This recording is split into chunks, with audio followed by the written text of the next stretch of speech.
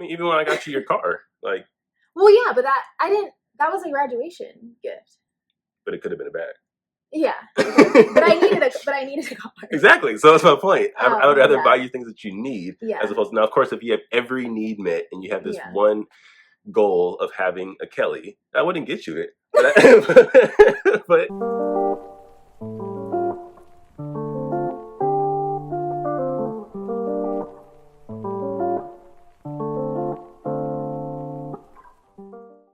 interesting hot take this week. Twitter was going crazy when Sweetie dropped the bomb saying, if your man isn't paying for your bills or buying you a Birkin bag, throw him to the streets. If you're wasting your time, if you're not getting you a Birkin, if you're not paying for your bills, then throw that nigga back to the streets, okay?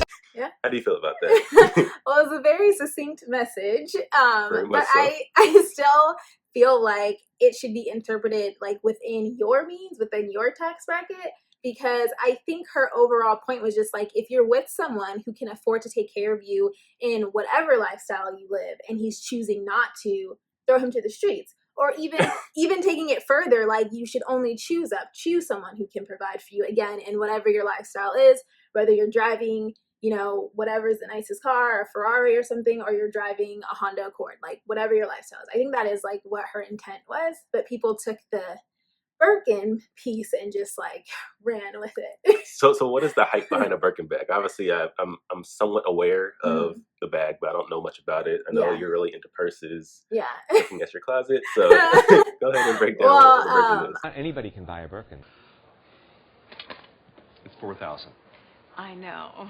And there's a waiting list. I assumed. 5 years. For a bag? It's not a bag. It's a Birkin. I don't have a Birkin.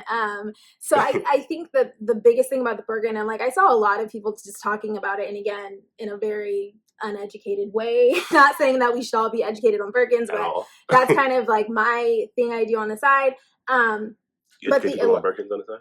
No, but just no, but like I get into like fashion. I like look up like the history of bags before I like purchase them. I look at, the quality, like something's handmade versus not, so I can kind of justify like the prices that I'm paying. But I know.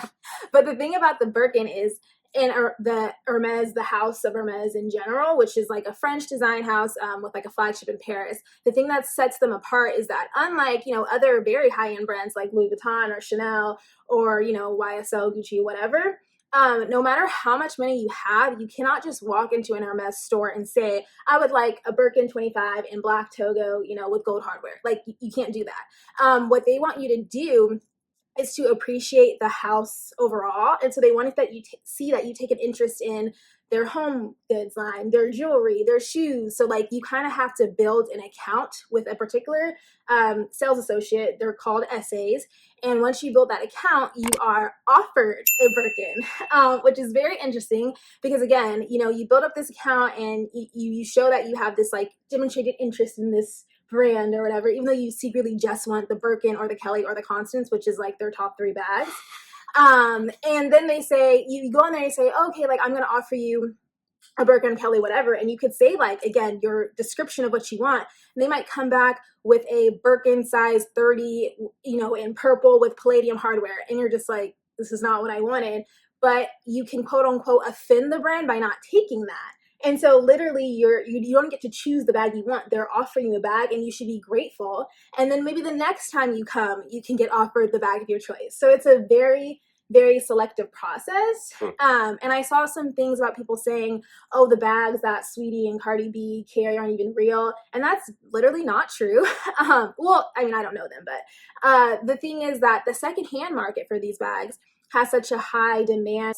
Because when you go on the secondhand market, you can choose your hardware, the type of leather you want, the color bag you want, right? The size bag you want. So then you pay a premium. And so I think that is like the biggest distinction between, that house and anyone else. So it's more so like an act of appreciation bag from the company, like saying we appreciate your service, we appreciate your buying into our brand. Yeah. So take this as an act of service. Purchase this as an act of service.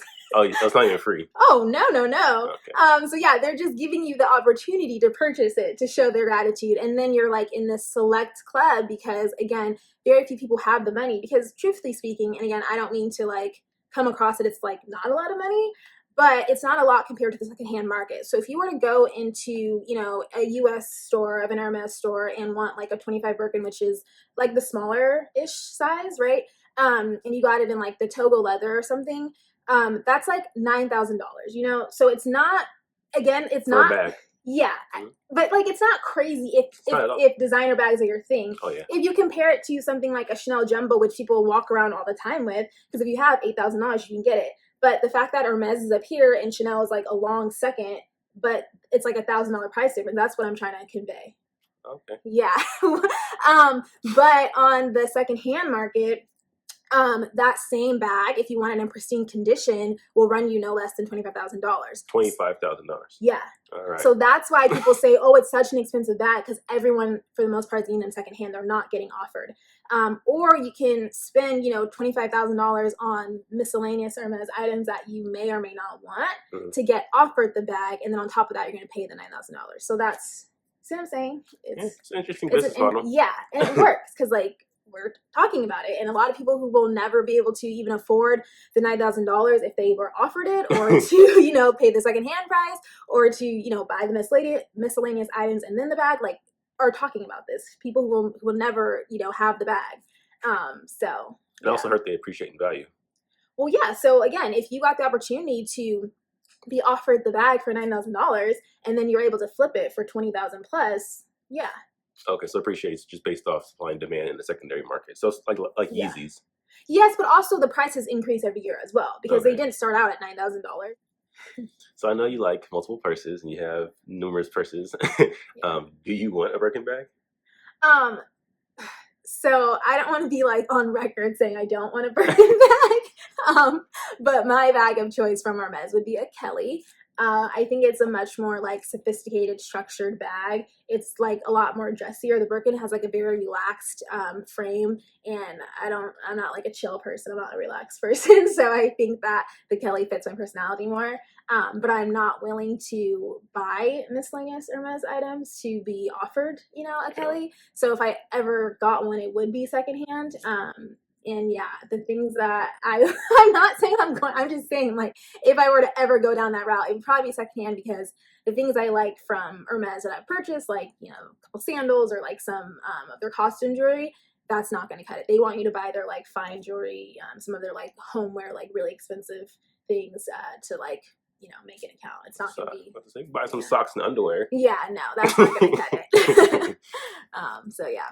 But anyway, now knowing that, do you kind of understand what I mean by I'm pretty sure she meant within your tax bracket, you know. For sure, paying your bills and buying you whatever fits your pay structure. Yeah.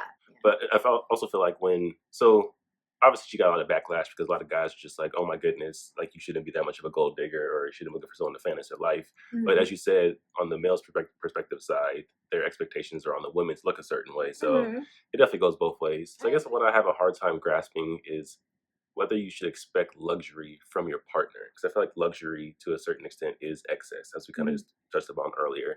So sure, obviously when you're in the rap world in Hollywood, Birkin bag sounds very appealing, but in like real world, should you expect luxury from your partner, do you think? I mean, I think it depends.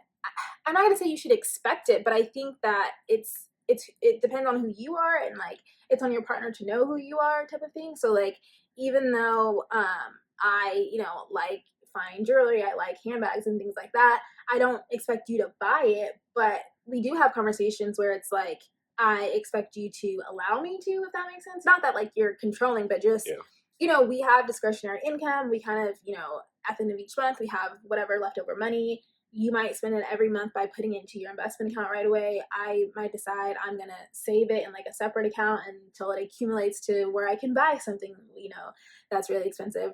So I just think it's on you to kind of figure out how you want to do your finances. Like if I married someone else, they may be like, in no circumstance, no matter how much money we're making, I don't agree with that. I don't think that's how you should spend it, regardless of like, if it's your savings, you should take all that money and add it to a different savings account for like something, you know, like it just depends on if people are not okay with it. I don't think you're okay buying it. You don't tend to buy it. Like, you'll buy me jewelry, but you won't buy me handbags. Yeah, and I'm also realizing that Sweetie and Quavo probably don't have their finances combined. Yeah. So that's a different conversation when you're dating. For sure. When you're married, yeah, because speaking for ourselves, I don't buy ring luxury. I mean, aside from obviously like the ring, and I'm more so like jewelry. Yeah, for sure, but luxury in terms of like handbags or like designer clothes. I mean, I guess if you wanted that for like a birthday or something like that. But I'm more so like a utility guy. I like buying her stuff that she needs or she uses on an everyday basis, because I'm all about like value and things of that nature. But that's more so when you're giving me like a random gift. If you're asking me like, oh, what do you want for your birthday? I'm not gonna say something like of utility. Like, I mean, even when I got you your car, like. Well, yeah, but that was a graduation gift. But it could have been a bag. Yeah, but I needed a car. Exactly. So that's my point. I would rather buy you things that you need, as opposed to, now, of course, if you have every need met and you have this one goal of having a Kelly, I wouldn't get you it, but I would get you something maybe comparable. Yeah, well, I would have to take that money and buy home goods crap from there to hopefully be offered it one day. To build up your brand with them. Yeah, it's really, because I guess my issue with luxury is that I'm always in like the act of like protection and kind of looking at the liabilities, and I feel like you're kind of like a walking liability when you walk around with a purse that's worth $25,000 on your shoulder, whether if of course it was a Birkin bag or something of that nature. And I even feel the same way like with your with the actual ring on your hand, like going on BART in the Bay Area. It's just like, but I always look, I'm done with BART. I hated BART, but I always turn my ring like this, so like it's not. For sure, but if anyone's actually like staking you going down the escalator, like you just never know. So, I personally am not really big into luxury. I mean, no brand stuff. I mean, I'm fine as long as it works. Kind of like the well, everything's a brand. I mean, everything's a brand for sure, but it's not a name brand. Very simple, very simplistic, just utility guy. So, I just know people that have been put in tough situations when you have very expensive things, because at that point you become a target. Yeah. No, I agree. I tend to steer away from like heavy logos, or like really well-known logos. Like, no matter what, everyone's gonna know what like a Louis Vuitton monogram looks like, right? But like a lot of the allure of, in Hermes bag or even like Celine is that they're very clean, and if you know type of thing, and if you're likely not someone who's like trying to rob. It's like you have an appreciation for the brand, you can afford it, or you save up for it. Or I mean, you could be like a high stakes robber who, is like, I mean, that's also possible. But yeah, I understand what you're saying. But I'm like the opposite. I do like, the finer things. I think it's something about me that's like very like innately very girly. And it's just like it's something that like me and my friends like talk about, certain friends. And like the hunt of it is like what I really like. It kind of feeds into like my competitive nature. So there's just a lot of reasons why I choose to save my discretionary income and spend it on that. But I also think it's important to like always cover your bases. Your savings comes first, your tithing comes first, your, other savings for certain things around the house, like whatever it could be.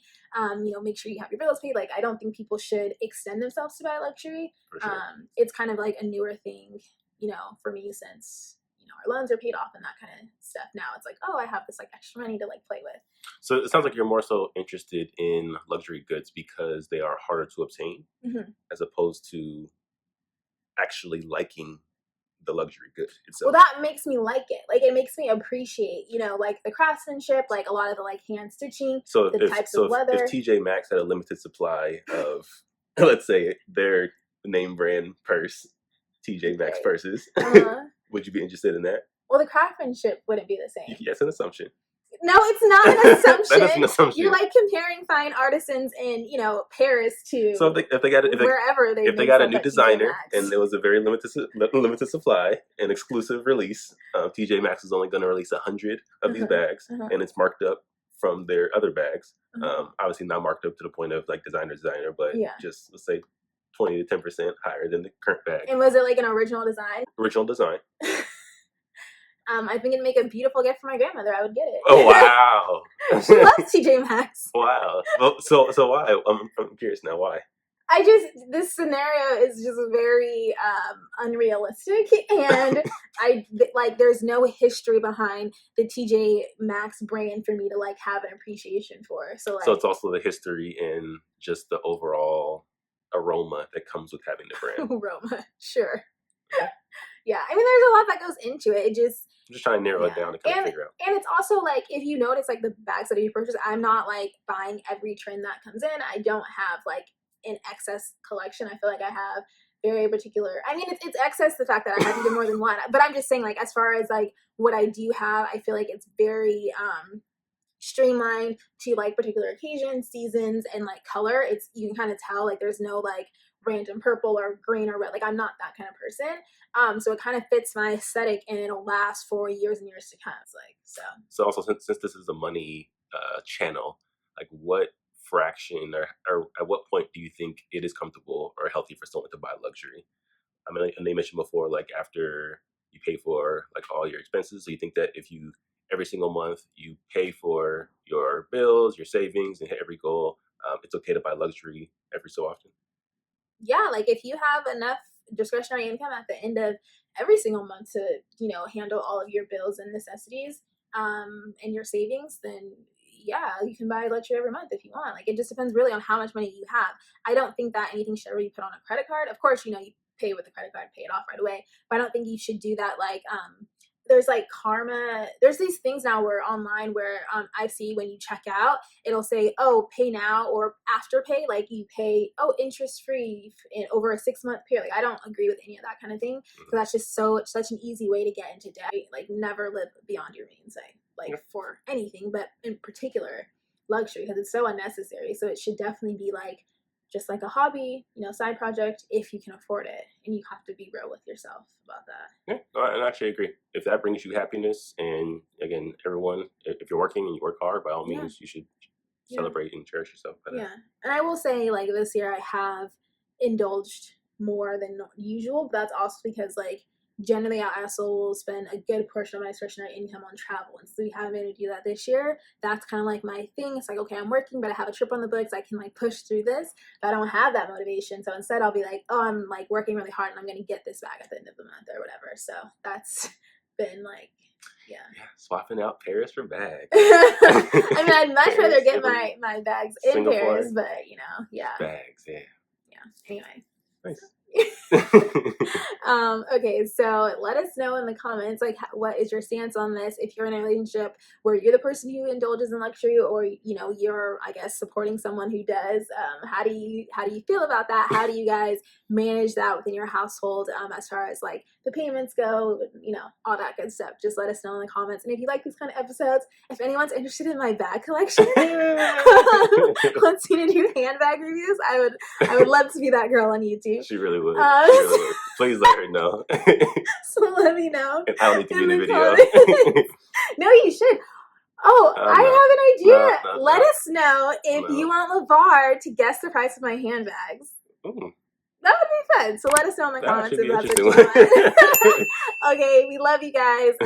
Subscribe, like, comment, all the things, share. We really appreciate it, and it does a lot for us. So definitely. Until next time.